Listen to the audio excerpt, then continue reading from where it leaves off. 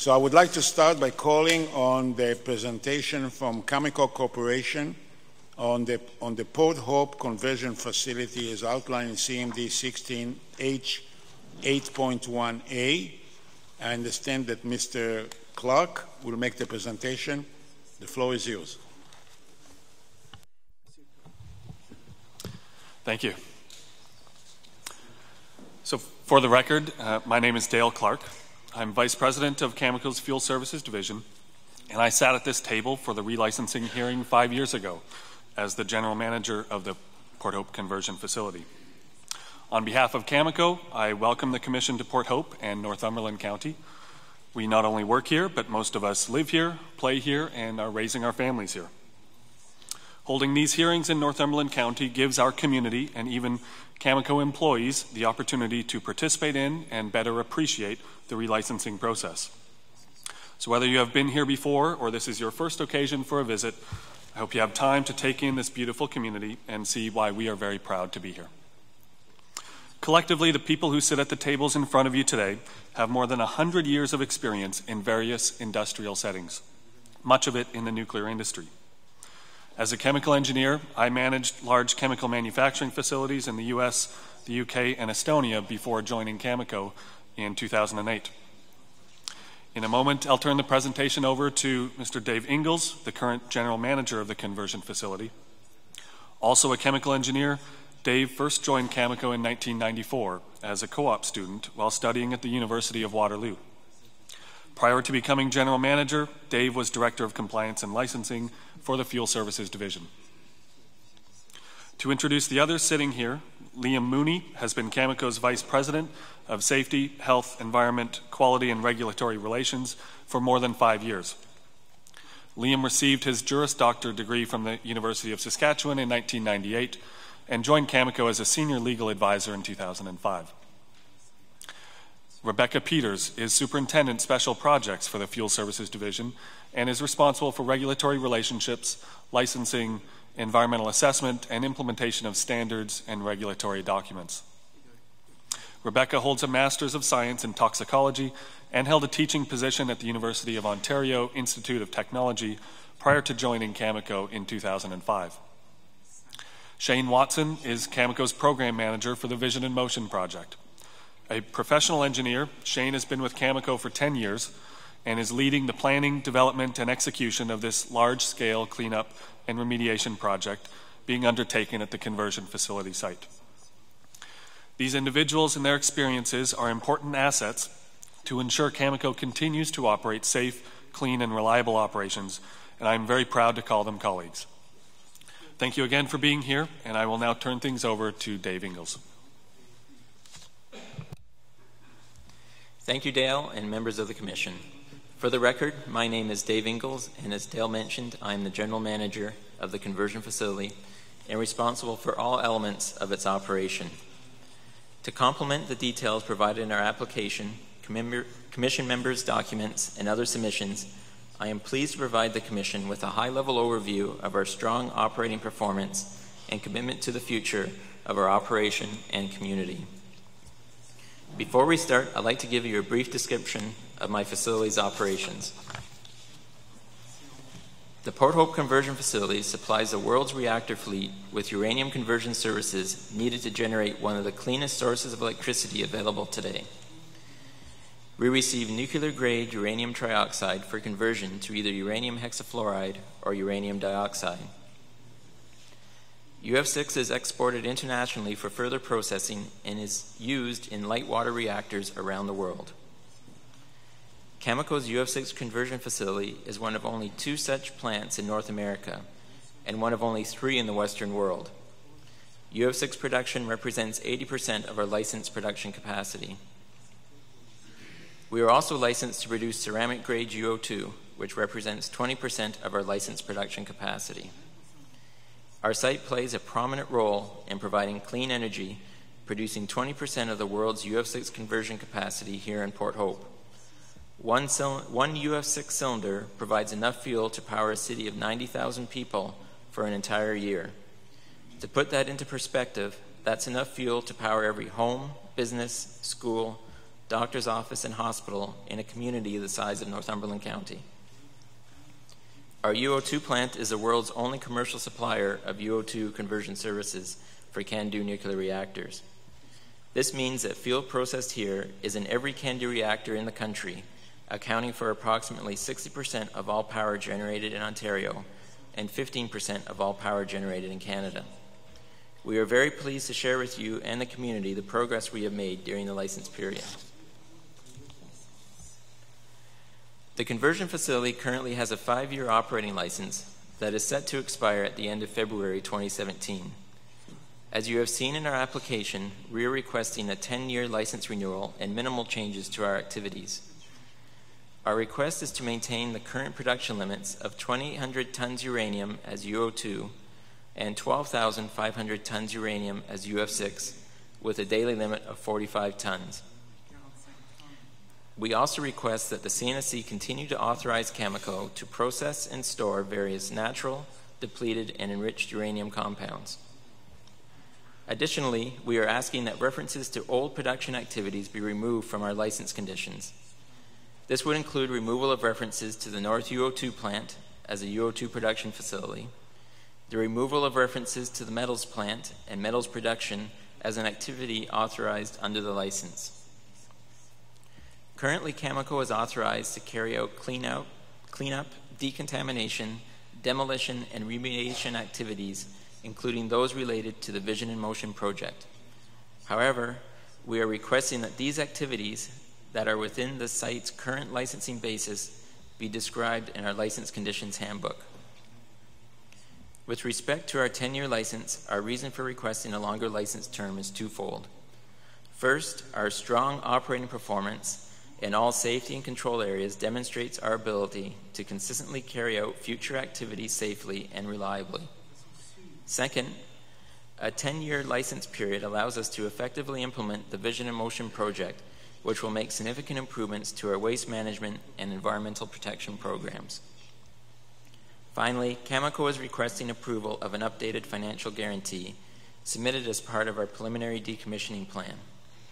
The guarantee, which is an increase of $26.9 million to a total of $128.6 million, is based on the cost estimate that was updated in 2015 in accordance with CSA standards and guidelines and accepted by CNSC staff in 2016. I am proud to have the opportunity to discuss the basis for these licensing requests. Our facility has demonstrated strong performance over the current license period, confirming that we are qualified to carry out the activities permitted under our operating license. Cameco is delivering on its commitments to maintain safe operations that protect the health and safety of our employees and the public. We have demonstrated ongoing environmental responsibility and have been effective at maintaining reliable operations while meeting security requirements and safeguards obligations. Today I will elaborate on how we have performed in key areas and discuss our commitment to the future of both the site and the community. Within the requested license period of 10 years, we will continue our current licensed activities and carry out Vision in Motion. This project will make significant improvements to the site and deliver on our commitment to end the history of legacy waste left by the former operations of El Dorado Nuclear.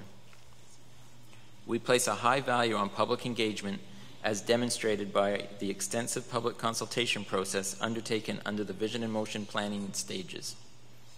Our transparent public information program has helped us earn the community's support for our operations. As one of the most trusted sources of information about our operations, hundreds of Cameco employees volunteer in the community to build important partnerships and lasting relationships. We believe that the fundamental element of a safe, clean, and reliable operation is a comprehensive and well-established worker protection program. Cameco's Safety, Health, Environment, and Quality Policy and Corporate Health and Safety Program provide direction for site programs and procedures. 5 key principles and beliefs drive the health and safety programs. That safety is our first priority, that we are all accountable for safety, that safety is part of everything that we do, that safety leadership is critical to Cameco, and that we are a learning organization. While compliant with all safety and health-related regulatory requirements, we have established shared safety objectives, implemented corporate standards, and continue to improve ways to assess and manage risk. Through our Cameco incident reporting system, we capture significant safety incidents and see them through to the verification of completed corrective actions. In the next few slides, I will give details behind what I call safety highlights during the license period. I believe these best exemplify the spirit of how we have lived up to our principles and how our people have gone above and beyond to contribute to our strong performance. In my view, Cameco's employees are the best in the industry.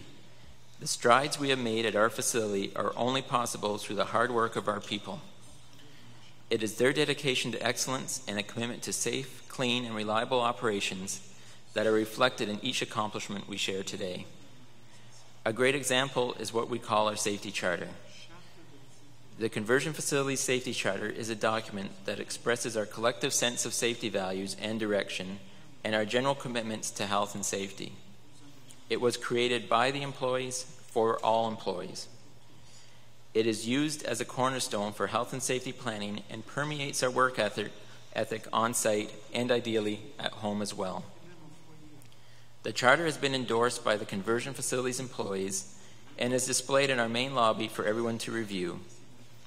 The Charter states in part, I will watch out for my co-workers as I would my own family. I will agree to work safely and to look out for the safety of my fellow worker. And I believe if I speak out, I can make a difference. This is a great source of pride for our organization and a foundational step on our journey to continually improve health and safety. In another step on our safety improvement journey, we established what we call the CSSC, or Conversion Safety Steering Committee. The CSSC is representative of all employees from all areas of the facility. The committee reviews and discusses matters involving occupational health and safety policies, procedures, and programs. What sets it apart from our previous, more traditional approach is the creation of safety subcommittees. Focusing on proactive improvements, the subcommittees ensure greater site involvement. With all employees involved, every safety incident is investigated without delay. A CSSC member is involved in every investigation and documents all investigations and corrective actions in our Cameco incident reporting system. Our site has also celebrates proactive safety improvements called safety wins. Employees proactively identified, resolved, and celebrated more than 250 safety wins in just the last 2 years. The CSSC and our employee-led approach to safety encourage cooperation and have created a more unified and proactive approach to safety.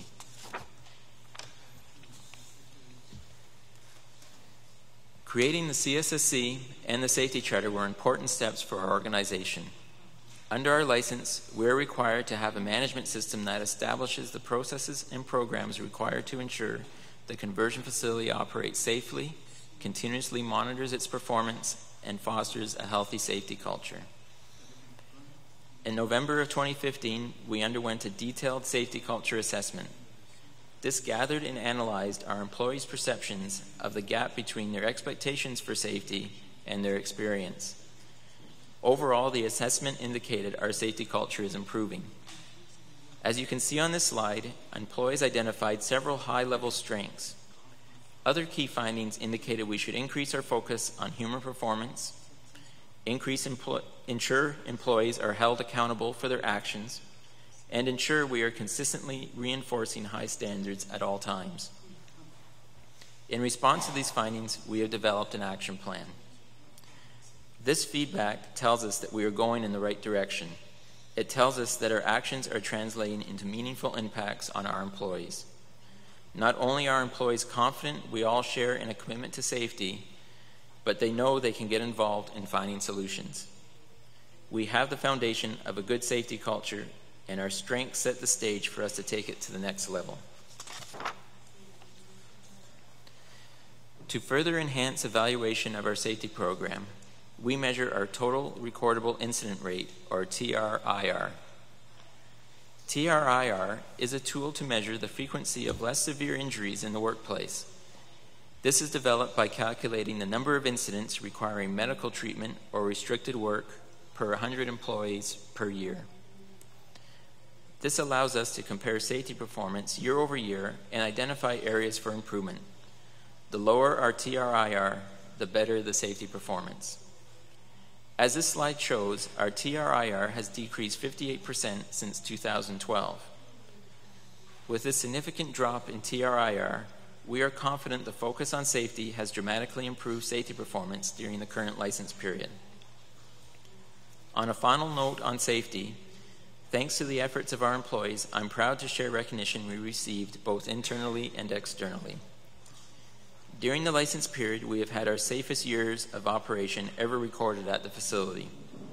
In 2013, our employees were recognized for their safety performance with the corporate Mary Jean Mitchell Green Safety Award, presented annually to a Cameco site in recognition of its safety performance.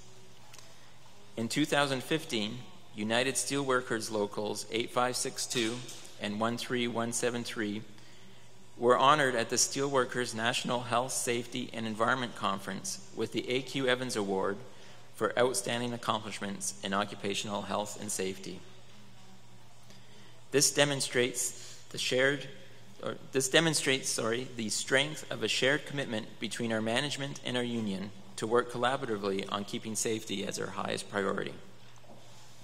Our ultimate goal is 0 injuries. Until there are no injuries to any employee on the job, we will always strive to be better. Another important element of our safety operations is our robust radiation protection program. During the current license period, we have not exceeded any CNSC limits with respect to radiation protection. This slide shows the total effective dose to our employees. The total effective dose consists of 3 components: external whole body dose, internal dose to the lung, and internal dose to the kidney. The red line indicates the annual regulatory dose limit for employees, specifically nuclear energy workers, or NEWs. The annual effective dose received by NEWs at the conversion facility remains well below the regulatory limit. The highest annual maximum dose to an employee was 7 millisieverts, which is 14% of the regulatory limit. The average total effective dose to NEWs was approximately 2% of the regulatory limit. From an environmental perspective, we have also made significant improvements during the license period. Through our environmental protection program, we identify, control, and monitor all releases of radioactive and hazardous substances and effects on the environment as a result of license activities to ensure we meet applicable provincial and federal requirements. Air emissions monitoring consists of source and ambient monitoring. Routine source sampling is ongoing and includes sampling of the main UF6 and UO2 stacks. Over the course of this license period, we have reduced UF6 stack emissions by more than 50%. The maximum emissions at the site are a small fraction, 9%, of the site's license limit. These results were in large part due to the installation of HEPA filters and a new scrubber, which was recognized company-wide with the 2015 Cameco Environmental Leadership Award. Emissions at the UO2 plant are continuously monitored. The maximum uranium emissions from the main stack at the UO2 plant were a small fraction of the license limit during the license period. Ambient air and terrestrial monitoring programs supported the stack sampling program. Results of this monitoring were a small fraction of the applicable federal and/or provincial objectives, guidelines, and criteria. We are proud to be the only conversion facility in the world that, to our knowledge, does not discharge any liquid process effluent to the environment. Non-processed liquid discharges from the facility include once-through non-contact cooling water, sanitary sewer, stormwater, and groundwater. All of these discharges are monitored based on frequencies and parameters established in the Environmental Protection Program. We have implemented several improvements to the operations over the current license period that enhance the site's environmental performance. Through our Vision in Motion project, which we will detail later in the presentation, we will make further enhancements to our stormwater system. Groundwater is treated through an extensive pump and treat system, which significantly reduces loadings of key contaminants. Recovery rates from the pumping wells have significantly and steadily increased from 2009, the first full year of system operations. As of 2015, the average quantity of water collected daily has increased by more than 100%. Enhancements in recovery volumes are a result of continual improvements to the well maintenance program, improved reliability of wastewater treatment plant operations, and the 2011 pumping well expansion. Since its installation, the pump and treat system has had a positive environmental impact. Physical upgrades to be made during the next license period as part of Vision in Motion will benefit the Environmental Protection Program. These upgrades will include physical works on the stormwater system, the addition of groundwater collection wells at the south end of the facility, source removal of subsurface contamination at the north end of the facility, a reduction in the footprint of the facility around the harbor, and landscaping to enhance flood protection at the facility. Once Vision in Motion is completed, we expect that more than 98% of uranium will be captured by the groundwater management system.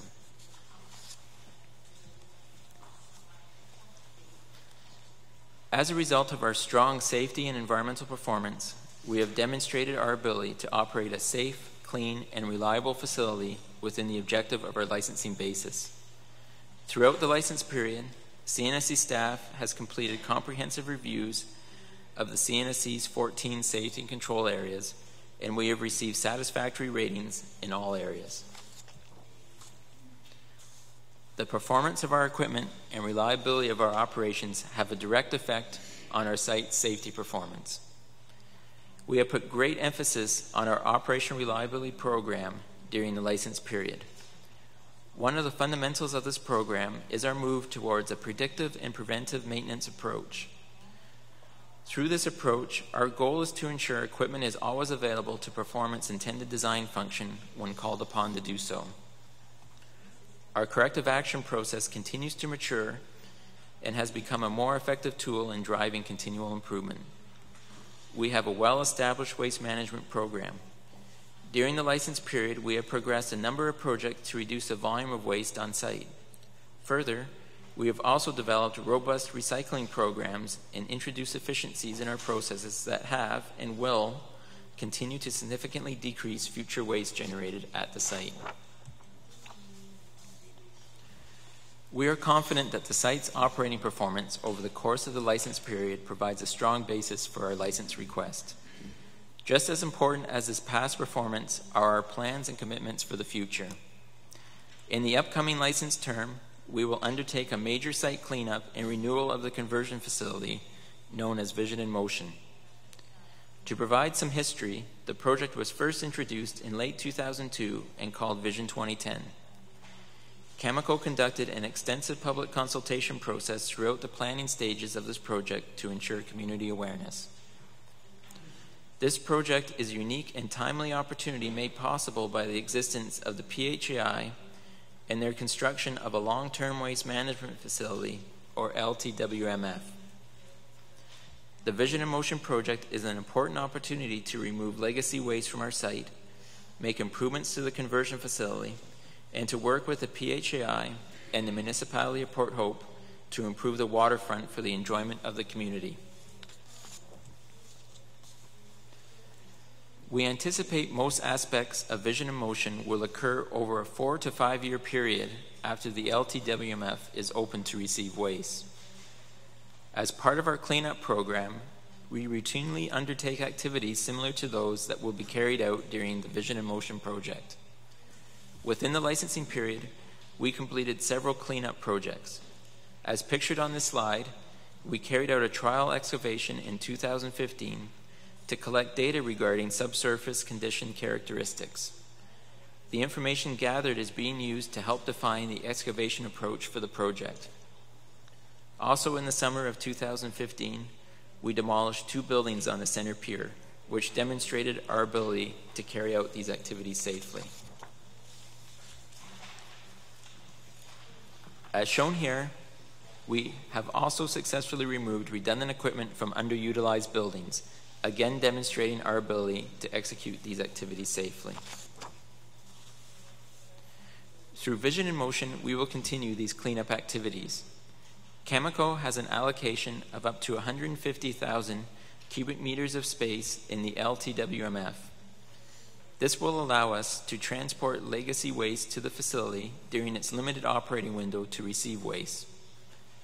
Utilizing this allocation of space, we will demolish a number of old or underutilized buildings on our main site and the center pier, and remove contaminated soils, building materials, stored waste, and obsolete production equipment. As indicated by the shading on this site map, soil remediation for Vision in Motion is being targeted to specific areas. These excavations and enhancements to our groundwater treatment system will significantly reduce our impact on the environment. The changes being made through the Vision in Motion project will significantly increase public access to the waterfront, which has been a strategic priority for the municipality for many years and identified as a priority through our community engagement. With the center pier becoming publicly accessible following completion of Vision in Motion, as well as a shift in the site's fence line around the turning basin, our footprint will be reduced by 20%. This will create 7 acres of additional waterfront land, which will be returned to the municipality for future development. We will also install flood protection barriers that will provide gamma, noise, and visual shielding. As you can see on this slide, the layout of the site will significantly change following the completion of Vision in Motion and the PHAI's work. Vision in Motion is a significant commitment by Cameco. It allows us to take advantage of the allocated space at the LTWMF, ensure regulatory compliance and approval, and coordinate with community planning objectives. Throughout the development of the project, we have provided the public with information through our community forums, newsletters, website, and displays at the Port Hope Fair. Relevant stakeholders and Indigenous communities identified as being potentially interested in the project were notified of public outreach activities and key milestones during the environmental assessment process. We also worked very closely with elected representatives of the Port Hope Municipal Council to ensure the project was consistent with community planning objectives for waterfront redevelopment. Dialogue, transparency, and community engagement have been key to our Vision in Motion planning. We are excited, proud, and look forward to the outcome. We believe our plan will increase the future viability of the site and also demonstrate our commitment to show responsible care for this community and its future. While I mentioned the extensive consultation and communication process that has been undertaken throughout the Vision in Motion project, we continue to demonstrate we are deeply committed to engaging in transparent dialogue. This commitment extends far beyond the work we do to communicate about one project. Our public information program reflects our desire to foster open dialogue between the company and members of the community. In the future, we will continue to use this approach to engage and garner the support of our community. We have hosted 9 community liaison forums during the license period, welcomed many groups for tours of our facility, and hosted an information display each year at the Port Hope Fair.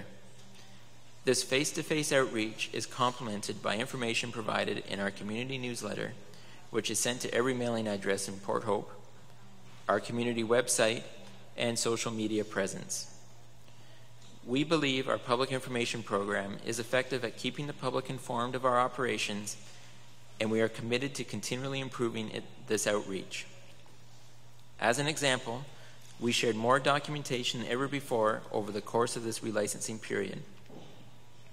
We have developed abbreviated reports to distill very technical information in our licensing documentation, studies, and program overviews.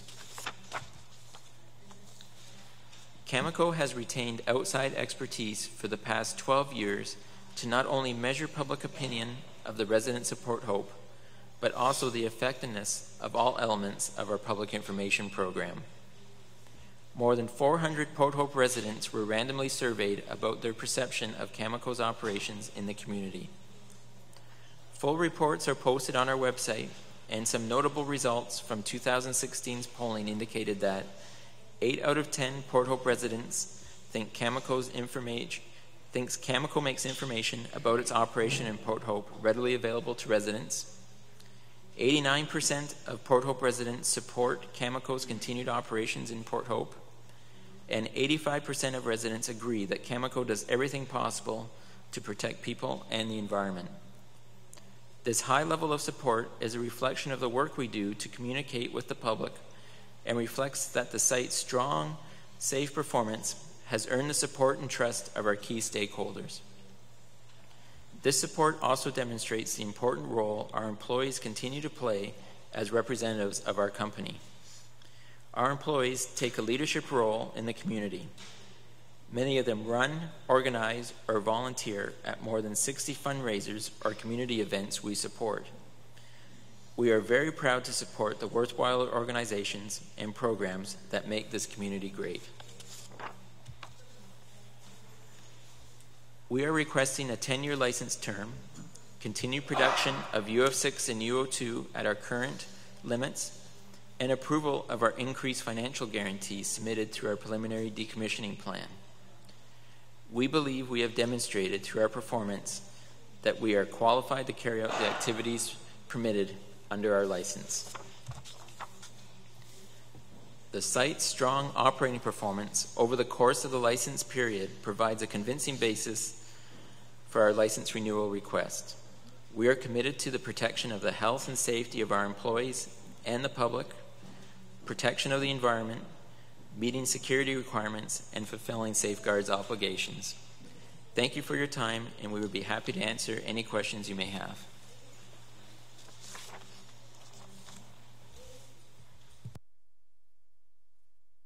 Thank you.